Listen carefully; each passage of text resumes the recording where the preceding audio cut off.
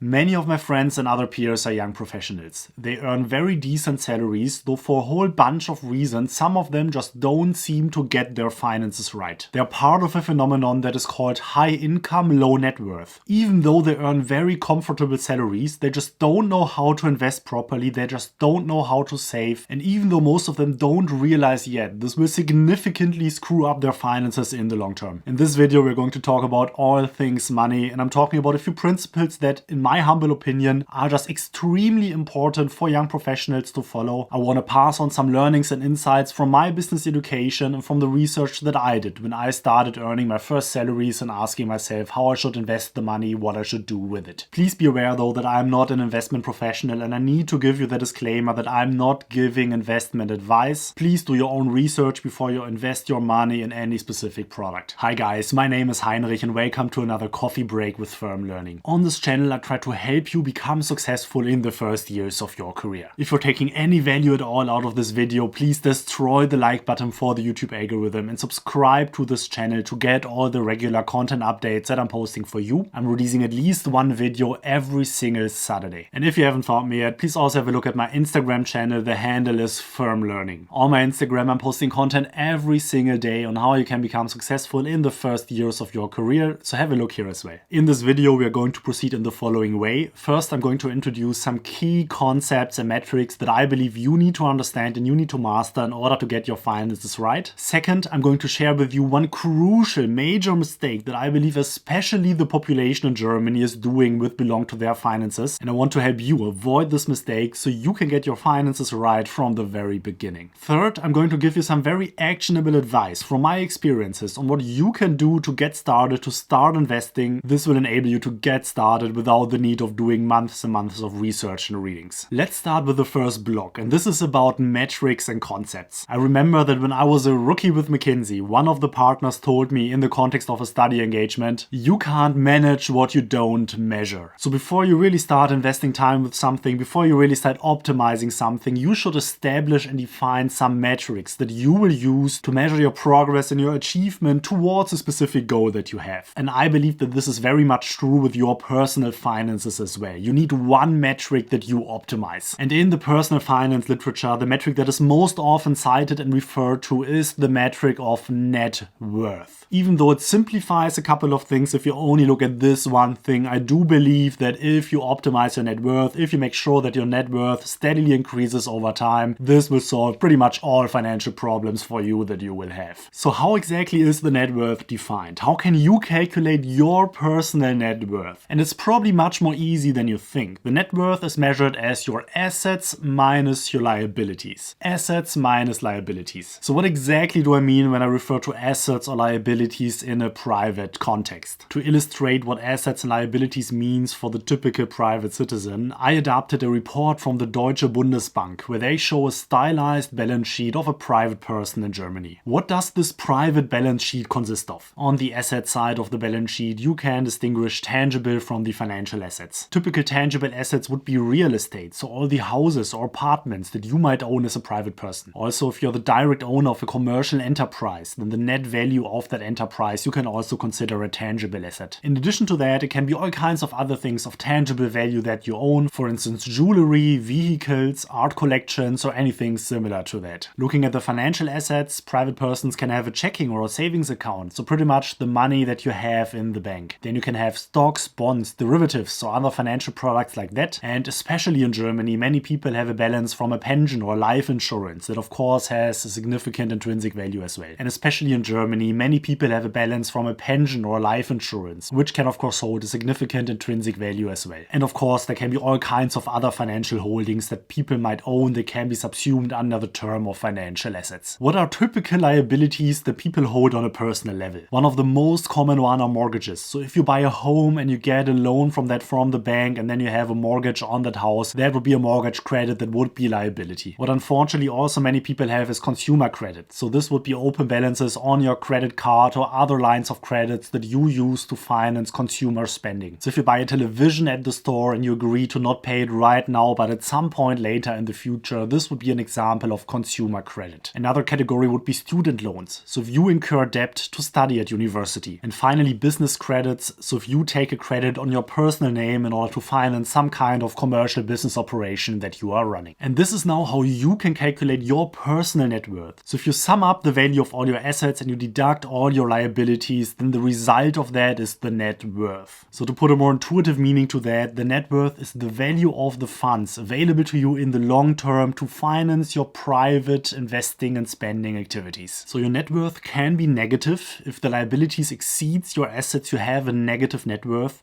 But of course, what you want to aim for is to have a high positive net worth. So to own assets that significantly exceed the value of all the liabilities that you have. Why do so many young professionals struggle to increase the net worth? And at least from my observations, the typical career path of a young professional is that he spent several years at university. During university, many of these people had a rather frugal lifestyle. They lived in rather small shared flats. They weren't able to afford too many luxuries. And then suddenly after university, they get their first job. Maybe it's already the second or the third job. And they realize that now they have a significant income at their disposal. At least the income is much more significant than it was when they were a university student. And they realize that with this higher income, their financial means increase significantly. And they start to improve their lifestyle. They start to move into a larger flat. They start to get a nicer vehicle. They get some nice clothes, some other luxury equipment, an expensive laptop. So they increase their spending just to the level that they can afford with their current salary. So what happens if now they get a promotion and earn even more money? Well, then this often means to getting even a larger flat, even a larger car, even more expensive clothes, and so on and so on. This pattern of behavior is called lifestyle inflation. And this leads to a phenomenon that is called high income, low net worth. Even if you're in the top 10% or maybe even top 1% of income owners in your country, if you spend it all, if you do not save anything, and the only thing you buy are consumer goods, then you will barely build any net worth at all. So this can make you end up in a situation that even though you earn significant amounts of money year after year, your net worth is barely larger than zero because you didn't save anything and you did not do any investment. So let's assume now that so far we are on the same page. Either I convinced you now, or maybe you already had the attitude that yes, you need to save a certain amount of your income and you need to invest it. But now you might ask yourself, well, Heinrich, how should I invest my money? I mean, currently the interest rates are pretty much zero. If I just leave my money on my account in the bank, the inflation will just eat it up. What shall I do with my money? Let's start by looking into what the average person is actually doing with this money. And in this video, I'm going to especially reference numbers and statistics from Germany. So apologies if this might be a bit less interesting to you if you're not a German or not living in Germany, but I make sure that the conclusions that I draw from the numbers are applicable independent from where you live. So as you can see here, Germans hold the vast majority of their assets in cash or bank deposits. So they just leave it on the bank, they just saving as your grandma did, they just prefer to have it under their pillow. Then closely after that are insurances. And this is again a very German thing. Germans like to buy pension insurances or life insurances, and they invest a significant amount of money in these insurance plans. In this video, I'm not going to talk about insurances too much. I just want to mention the main downside of many of these insurance plans, and this is that they cost a lot of money. The insurance provider will take away a significant amount of all the money that you pay in as costs for his own operations. So very frequently, the payoffs that you get from these insurance plans are not really worth the investment. But of course, this is now a general statement, and you would need to look into the individual plans to understand whether it makes sense or not. The next asset class is stocks or funds of stocks. And this is where I really want to put your attention on, because stocks play only a minor role in the asset allocation of the average John Doe in Germany. And you might tell yourself, no, well, of course, stocks are risky. Who buys stocks anyway? But what is especially interesting in my perspective is that Germany here really has a special role compared to other countries. These numbers are from a report of 2018, and they show the share of the population that is holding stocks. And you see that while in Germany only 6% of the population is holding stocks, in our neighbor country France, 15% of the population is owning stocks. In the US, 25% of the population is owning stocks. And in the Netherlands, 30% of the population is owning stocks. And this is really interesting and surprising. And also in academia, there's lots of research in the personal finance field looking at these questions. Why are only so few Germans investing in the stock market? And while all kinds of reasons are hypothesized, the result is clear. And this is that the Germans lose a significant opportunity for wealth creation because only so few of them actually invest in the stock market. But probably a significant share of you already understood this, because yesterday I did a little survey on my Instagram channel Firm Learning, and I asked you, who of you already invest in stock regularly? And I was happy to see that a significant portion of you is actually already investing regularly in stocks. So very glad that here at Firm Learning we already have a pretty financially savvy community. And the reason for that is that stocks, at least in the long term, almost always outperform other asset classes. Here you see a comparison of annualized results of different asset classes over the last 15 years, and you see that large cap stocks, so stocks of large companies, have achieved annualized returns of 9%. So they're increasing by 9% every year on average. And yes, while it is true that the volatility, so the risk of this investment is quite high, so if you look at it month after month or year after year, there can be quite significant fluctuations, and there also can be significant losses, as we also see right now at the moment in the current financial crisis. If you hold stocks in the long term, at least when you look at the past, you are always on the winning side in the very end. In the personal finance literature, there's a broad consensus that investing in stocks is a good financial decision for most people. So this would be my first key recommendation. If you're a young professional and you are able to save a bit of money to the side, start investing in the stock market. And in a few moments, I'm going to show you what I exactly bought, how I got started, what I believed at the time from doing the research, what the good first investments in the stock market would be. But before I get there, I just want to stress the point that I believe that it is really crucial to start early. This is another point that I frequently hear from talking to friends and other peers. And this is that they say, well, I'm in my late 20s, I'm in my early 30s, I'm just so young, I just do not need to save money yet. Right now I want to enjoy life. I want to get the best life possible, and then maybe later, some years down the line, I'm going to start saving and to think about my future. And from my opinion, at least if you want to optimize your net worth, this is a significant mistake. These people tend to significantly underestimate how money can compound over time and the advantages that you have if you start investing early. And here I just have a simple chart that I found online that compares two types of investment strategies. The one guy on the left starts to invest $2,000 every year starting when he is 19 until when he is 26 and will not invest any more money afterwards. The guy on the right is not investing any money at all when he is young, but only starts investing €2,000 every year from the year of 27. And if you compare now the value of their holdings at the age of 65, you see that the left guy has a significant higher value in his holding than the guy on the right, even though he put into significantly less money than the person on the right. And in this calculation exercise, they calculated with 10% return year on year. So you could argue now that 10% in the long term are a bit too high of a return rate. And of course, if you calculate with a lower rate of return, then the differences between these two examples will diminish. But I hope that you get the point that starting early is extremely important and can deliver significant amounts of value to you and to your net worth. So what can you do now to get started? And one thing that I know many people are afraid of is the pressure to needing to select the right stocks. How do you know what stocks will increase in value over time, right? And the good message that I have for you here is that it's much easier. It's not about picking the 1, 2 or 3 top stocks, but you can go broad. And the main reason for that is the effect of diversification. So when you look at risk, you can often distinguish the systematic risk from the unsystematic risk. So the systematic risk is the risk that affects all stocks at the same time. So it's something like the current health situation affecting pretty much all stocks out there. It is not a risk that is immanent on a specific stock. Different from that is the unsystematic risk. And this is the risk that is immanent in a specific company. So it's a risk that only this one company is facing. For instance, the risk that a specific plant of a company needs to shut down due to an emergency and then the company cannot produce anymore. And this risk can be reduced by diversifying. So by owning several of these stocks, not only one. And as you can see here in the chart, the more stocks you own, the lower this unsystematic risk that you hold. But of course, at some point there is a diminishing effect. So after a certain number of stocks, the risk goes only down by a marginal amount for the next best stock that you buy. Most people see this inflection point from where then the additional benefit of further stocks reduces more and more to be around 20 stocks. So this means that we should own at least 20 stocks in our portfolio to get the effect of diversification. So what is the portfolio of stocks that you should buy? And financial theory tells us that we should own the market portfolio. But what is the market portfolio? The definition of a market portfolio is a portfolio consisting of the weighted sum of every asset in the market with weights in the proportion that they exist in the market. So the market portfolio means to pretty much own every single asset that exists out there in the market. So the reason why you should own the market portfolio compared compared to any other portfolio out there probably is material enough for a whole other video. So please just let's assume here that it is right, that you want to own the market portfolio. So you might ask yourself now, well, how do I do that? Because obviously I cannot buy every single stock that exists out there. I cannot own every single asset that exists in the world. And because this is true, we need a proxy for the market portfolio, something that comes close enough to the market portfolio and that is set up in a way that we can easily invest in it. And typically you do that by investing in so-called exchange traded funds. So in a simplified way, these are baskets of all kinds of stocks that they put together according to certain criteria to enable you to easily invest in such a market portfolio. And if you ask yourself now, well, Heinrich, there are so many funds out there, which specific funds shall I buy? Then if you look into the personal finance literature, while there are of course many different options of combinations of funds you could buy to build such a market portfolio, the most easiest combination that comes close enough, if you just want something easy to get you started, it would be a combination of 70% of the portfolio in the MSCI World and 30% of the MSCI Emerging Markets. So the MSCI World and the MSCI Emerging Markets are two indices that are brought out by the company MSCI, and there are lots of ETFs that try to replicate the performance of these indices that you can buy in order to participate from the development of this index for your own portfolio. So what are these two indices composed of? So let's start with the first, with the MSCI World. And the MSCI World tries to give you a good combination of large companies in developed countries. The top 10 companies that are represented in this index are Microsoft, Apple, Amazon, Facebook, two types of alphabet, meaning Google, Johnson & Johnson, Nestle, JP Morgan Chase, and Visa. In total, these 10 companies make about 15% of the total holding. So you can see that there are many more companies that the MSCI World has represented in his index. If you now look into the country split, the 5 most commonly represented countries are the US with 64%, Japan with 9%, the UK with 5%, France with 4%, Switzerland with 3%, and then roughly 15% of other countries in it. Let's now compare this to the MSCI Emerging Markets Index, which tries to give you a combination of larger companies of countries which are still in the growth phase. And the top 10 companies represented in the MSCI Emerging Market Index is first Alibaba, then Tencent, Taiwan Semiconductors, Samsung Electronics, China Construction, Naspers, Ping An Insurance, China Mobile, ICBC, and Reliance Industries. And together these top 10 companies make up 28% of the total index. So you can see that here as well there are many other companies represented. And as well, let's look into the top 5 represented countries. The largest one is China with 41%, followed by Taiwan with 12%, South Korea with 12%, India with 8%, Brazil with 5%, and then 23% with other countries. So here you have it, guys. If you want to build a simple version of a market portfolio, invest with 70% of your funds into the MSCI World Index and with 30% of your funds into the MSCI Emerging Markets Index. And if you ask yourself what specific ETFs you should buy, if you just Google ETF MSCI World or ETF MSCI Emerging Markets, you will find lots of comparisons of all the different ETFs out there. I trust you can come to your own conclusions here, which specific product you want to buy. And again, of course, you can get much more sophisticated. You can buy all kinds of other combinations of assets. And of course, you need to realize that with this version of the market portfolio, you only invest in stocks. So maybe at some point you might also ask yourself to add some bonds or some other asset classes. But if you just want to get started investing your money, so for myself, I concluded this would be a good and great start to get my investing started. And now reflecting on that, looking back, I at least still believe that this is the right way to go for at least most young professionals out there. So again, I'm not a finance professional. I do not want to give you investment advice. All of this are just my personal private experiences and reflections on how to handle your money as a young professional. But I'd love to hear from you now. What is your perspective? Do you save? Do you invest in stocks? How do you handle your finances as a young professional? Let me know in the comments below. I'm happy to answer all your questions and just get into a discussion with you on what you are doing with your finances. If you took any value out of this video at all, please hit the like button for the YouTube algorithm and also subscribe to this channel for more content on how to be successful in the first years of your career. And if you'd like to see even more from me, follow me on my Instagram, Firm Learning, where I post daily content updates for you. As always, doing this video was a pleasure for me. Thank you for watching and have a great day.